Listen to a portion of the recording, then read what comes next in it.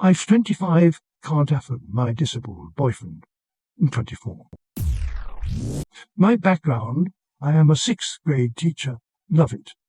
But of course it doesn't pay much. I therefore currently have a roommate that I share an apartment with.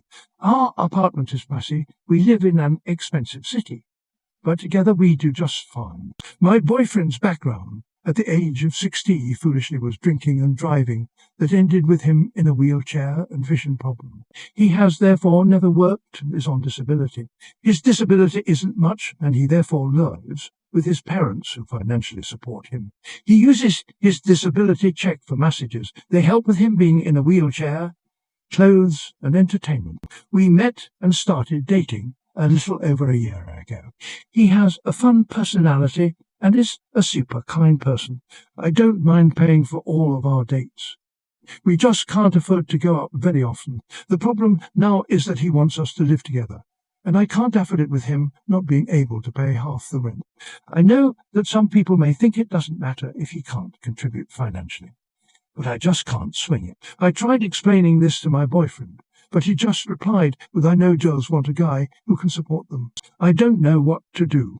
I could either get a second job, move to a cheaper apartment, but one that would be much farther from my job, not move in together. My preference is also really eager to get married as soon as possible. But I don't see how if our financial situation doesn't change. Does anyone have any recommendation? Too long, don't read. I cannot afford to live with my disabled boyfriend, and it's straining our relationship. After reading your post, a few things have stuck out to me. 1. He uses his disability checks on solely himself and depends on you to pay for all the dates without chipping in a penny. 2. He is visually and physically disabled, but that hasn't affected his cognitive ability. 3. He wants to move in with you without offering to pay a dime for the rent, and has the audacity to suggest you getting a second job. 4. He's already thinking about marriage without even considering the burden it'll put on you, both emotionally and physically. Honestly, I'm surprised you haven't kicked him to the curb yet. He sounds stuck in his fantasy world that people will forever cater to him. What exactly do you want from this relationship? And is he someone you really want to be with? A relationship should be 50/50.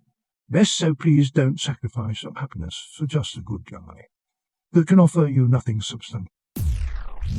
It sounds like he just wants to get out of his parents' house. The fact that he said you should get a second job is ridiculous. It's incredibly selfish of him to ask you to get another job.